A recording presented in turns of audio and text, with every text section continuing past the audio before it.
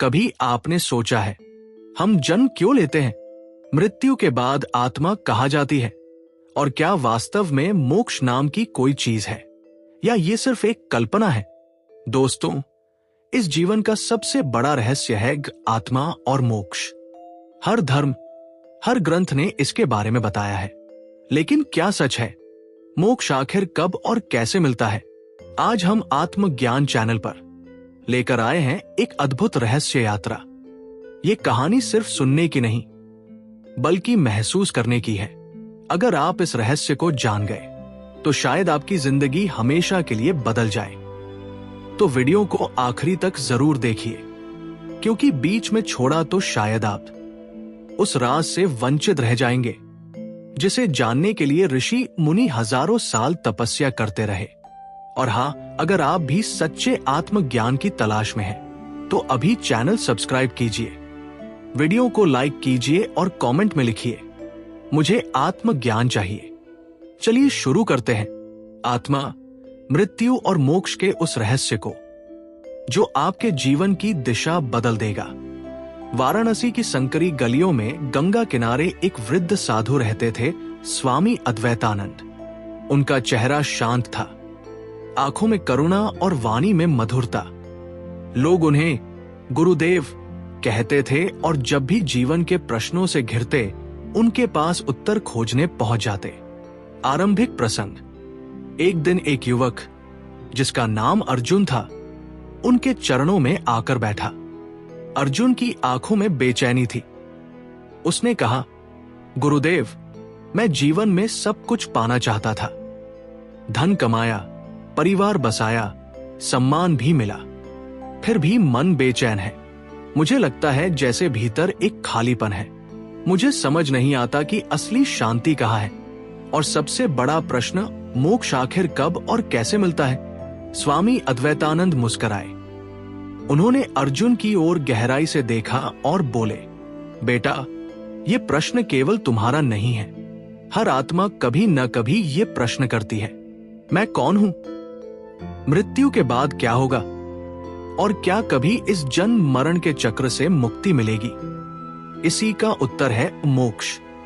मोक्ष का अर्थ, गुरुदेव बोले, मोक्ष का मतलब है मुक्ति। मुक्ति किससे? अज्ञान से, दुख से, जन्म मरण के अंतहीन चक्र से।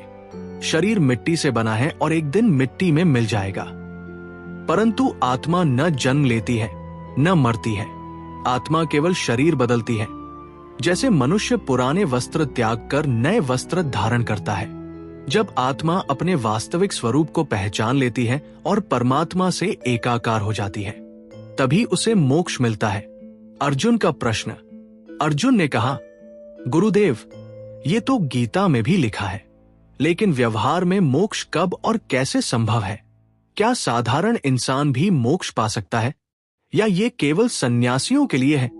गुरुदेव ने गंगा की ओर इशारा किया।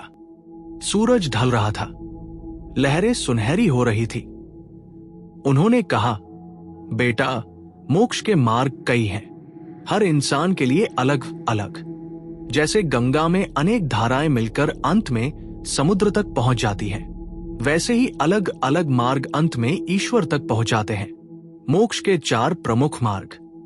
ज्ञान योग, जब मनुष्य आत्मा और ब्रह्मा का ज्ञान प्राप्त करता है। भक्ति योग, जब हृदय में केवल भगवान के प्रति प्रेम रह जाता है। कर्म योग, जब इंसान अपने कर्म बिना फल की इच्छा किए करता है। राजयोग, जब ध्यान और समाधि द्वारा आत्मा परमात्मा से मिलती है।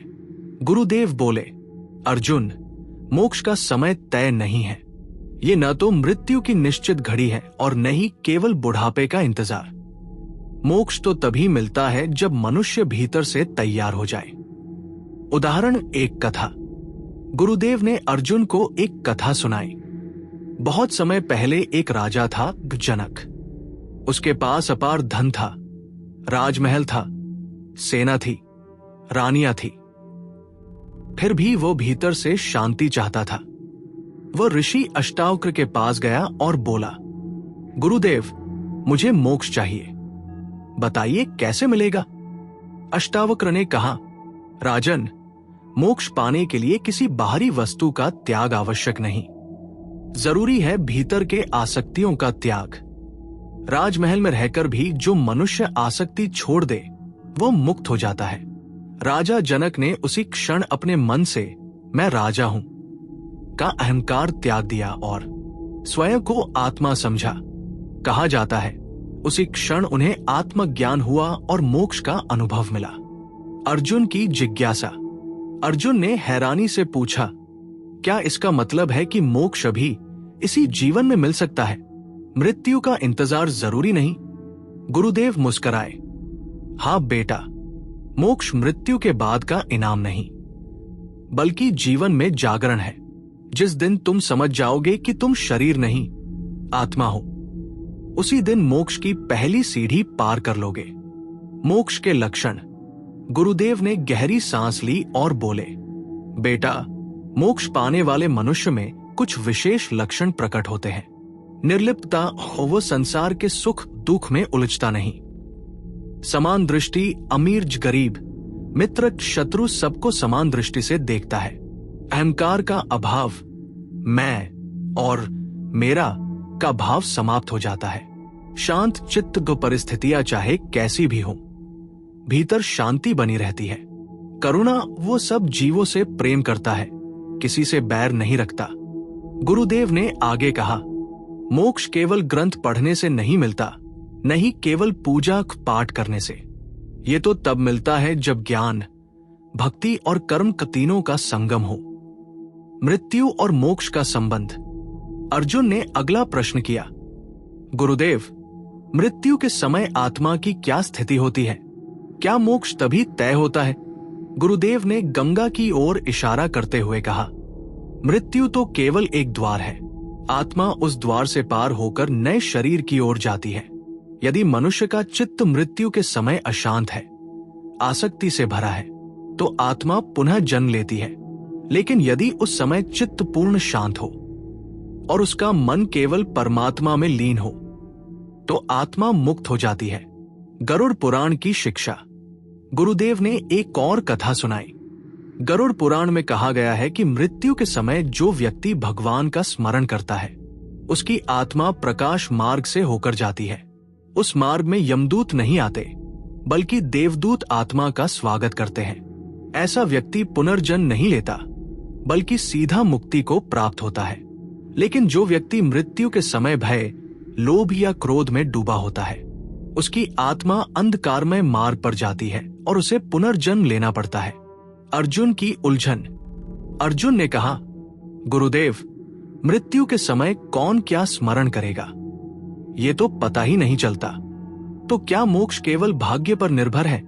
गुरुदेव मुस्कुराए और बोले, नहीं बेटा, मृत्यु के समय चित्त कैसा होगा, ये इस जीवन के अभ्यास पर निर्भर करता है। यदि तुम जीवन भर ईश्वर का स्मरण करोगे, सत्संग करोगे, सेवा करोगे, तो मृत्यु के क्षण में भी वही भाव जागेगा। यही कारण है कि साधुक संत बार और बार जप और ध्यान पर जोर देते हैं। जैसा जीवन वैसा ही अंतिम क्षण, साधना के मार्ग। गुरुदेव ने अर्जुन को कुछ सरल साधनाएं बताई। स्मरण, तो हर काम करते समय ईश्वर का स्मरण। ध्यान, और रोज थोड़ी देर मौन बैठकर आत्मा पर ध्यान करना। सत्संग, संतों की वाणी सुनना और अच्छे लोगों का साथ। निस्वार्थ सेवा, बिना स्वार्थ के दूसरों की मदद। वैराग्य, अनावश्यक इच्छाओं से दूरी। बेटा, इन साधनाओं से मनुष्य का चित्त निर्मल होता है, और जब चित्त निर्मल हो जाता है, तभी आत्मा को मोक्ष की झलक मिलती है। अर्जुन की जिज्ञासा। दूसरा प्रश्न। अर्जुन ने फिर पूछा, गुरुदेव, यदि मोक्ष इतना महत्वपूर्ण है, तो लोग सांसारिक बंधनों में क्यों उलझते रहते हैं? हर कोई अभी से साधना क्यों नहीं करता? गुरुदेव हंस पड़े, बेटा, यही संसार का मायाजाल है। लोग धन, पद, परिवार और इच्छाओं को ही जीवन का लक्ष्य मान बैठते हैं। उन्हें लगता है यही सब सुख है। लेकिन जब दुख आता है या मृत्यु सामने खड़ी हो जाती है, तब उन्हें सच्चाई समझ आती है। जो भाग्यशाली है वो समय रहते जाग जाता है। बाकी लोग बार बार जन्म और मरण के चक्र में घूमते रहते हैं। एक और कथा, नचिकेता और यमराज। गुरुदेव ने एक प्रसंग सुनाया। कठोपनिषद में नचिकेता नाम का एक बालक है। जब वह मृत्यु के द्वार पर पहुंचा तो यमराज ने उसे 3 वरदान मांगने का अवसर दिया। नचिकेता ने तीसरा वरदान मांगा, हे यमराज, मुझे आत्मा का रहस्य बताइए। मृत्यु के बाद आत्मा कहाँ जाती है और मोक्ष कैसे मिलता है? यमराज ने कहा, बेटा, यह बड़ा गूढ़ प्रश्न है। मोक्ष तभी मिलता है जब आत्मा ये समझ लेगी वो न शरीर है, न मन, न इंद्रिया, बल्कि शुद्ध अजर अमर चेतना है। ये ज्ञान पाने वाला मृत्यु से परे चला जाता है। उसे फिर जन्म नहीं लेना पड़ता। अर्जुन की अनुभूति। अर्जुन के चेहरे पर अब शांति उतरने लगी। वह बोला, गुरुदेव, अब मैं समझ रहा हूं। मोक्ष किसी दूर भविष्य की वस्तु नहीं, बल्कि अभी यही संभव है, लेकिन इसके लिए निरंतर साधना और जागरूकता चाहिए। गुरुदेव ने उसके सिर पर हाथ रखा और कहा, बेटा, यही सही समझ है। अब से हर दिन ईश्वर का स्मरण करो, अपने कर्मों को शुद्ध रखो और आत्मा को पहचानने की साधना करो। धीरे धीरे तुम्हें अनुभव होगा कि मोक्ष कोई बाहरी स्थान नहीं, बल्कि आत्मा की अपनी स्वाभाविक अवस्था है।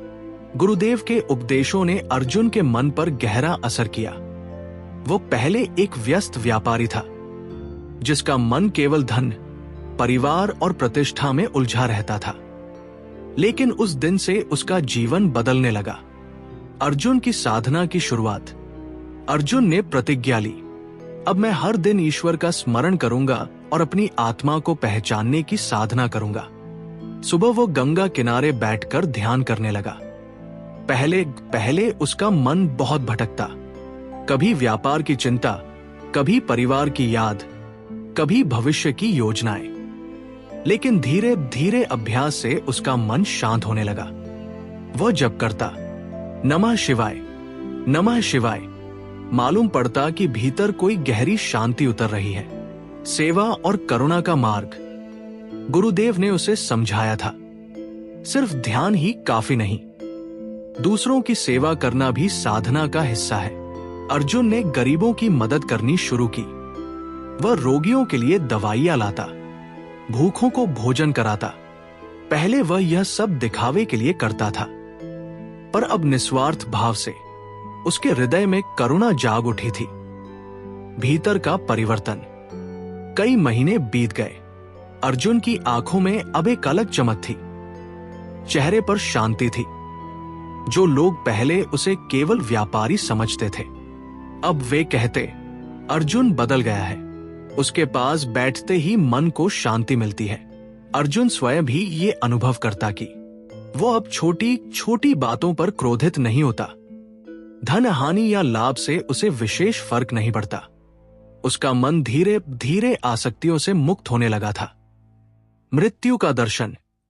एक दिन अर्जुन ने देखा कि उसके गांव के एक वृद्ध व्यक्ति की मृत्यु हो गई। गांव वाले रो रहे थे, लेकिन अर्जुन गहरी सोच में डूब गया। उसके मन में प्रश्न उठा, क्या मृत्यु ही अंत है या आत्मा आगे भी यात्रा करती है? उसी रात उसने स्वप्न में देखा, वह स्वयं मृत्यु के द्वार पर खड़ा है। एक ओर अंधकार है, दूसरी ओर प्रकाश। अंधकार की ओर उसे यमदूत बुला रहे हैं, प्रकाश की ओर देवदूत मुस्करा रहे हैं। वो कुछ देर असमंजस में खड़ा रहा, फिर प्रकाश की ओर कदम बढ़ा दिया। सुबह उठते ही उसने सोचा, यह संकेत है कि यदि मेरा मन शुद्ध रहा तो मृत्यु के बाद मुझे प्रकाश मार्ग मिलेगा। यही तो मोक्ष है, साधना की गहराई। अर्जुन अब और अधिक ध्यान करने लगा। गुरुदेव ने उसे अहंकार त्याग की शिक्षा दी। उन्होंने कहा, जब तक मैं का भाव रहेगा, मोक्ष संभव नहीं। त्याग दो यह भावना कि मैं करता हूं। समझो, सब कुछ भगवान कर रहे हैं। अर्जुन ने इस शिक्षा को आत्मसात कर लिया। धीरे धीरे उसे अनुभव हुआ कि वह कोई कर्ता नहीं, बल्कि केवल ईश्वर की इच्छा का माध्यम है। समाधि का अनुभव। एक दिन ध्यान करते करते अर्जुन का मन पूरी तरह शांत हो गया। वो न शरीर का अनुभव कर रहा था, न समय का, न स्थान का, केवल गहरी शांति और आनंद था। उसने अनुभव किया, मैं आत्मा हूं।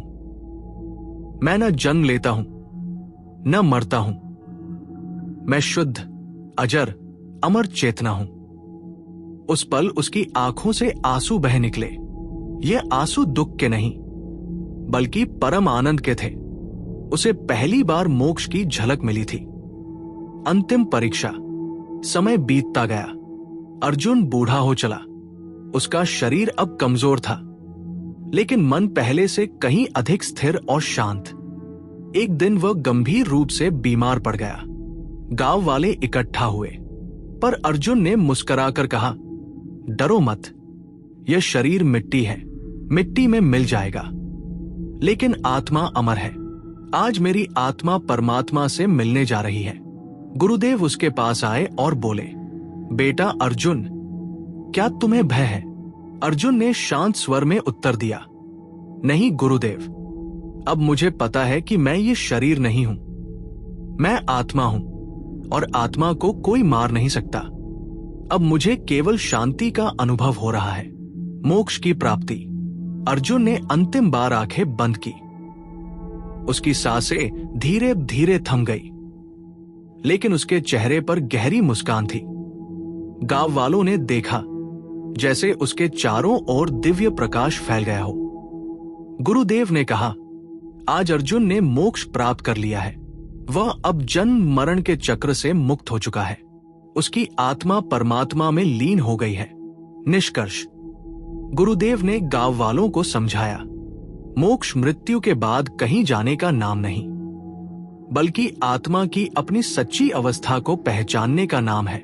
जब इंसान भीतर से जाग जाता है, आसक्तियों से मुक्त हो जाता है, ईश्वर का सच्चा स्मरण करता है और करुणा व सेवा से जीवन बिताता है, तभी उसे मोक्ष मिलता है। मोक्ष का समय कोई निश्चित घड़ी नहीं, ये कभी भी मिल सकता है। यही अभी, इस क्षण। गांव वाले उस दिन से बदल गए। वे भी अर्जुन की तरह साधना और सेवा करने लगे, और अर्जुन का जीवन सभी के लिए उदाहरण बन गया। पूरी कहानी का सार, भाग 1, 2, 3 मिलाकर, मोक्ष का अर्थ का जन्म मरण के चक्र से मुक्ति। यह केवल मृत्यु के बाद नहीं, बल्कि जीवन में भी संभव है। इसके मार्ग ज्ञान, भक्ति, कर्म और ध्यान। मोक्ष के लक्षण अनिर्लिप्तता, करुणा, शांति, समान दृष्टि। अर्जुन की साधना यात्रा ध्यान, सेवा, वैराग्य, आत्मज्ञान। अंततः मृत्यु के समय उसका मन पूर्ण शांति में रहा और उसे मोक्ष मिला।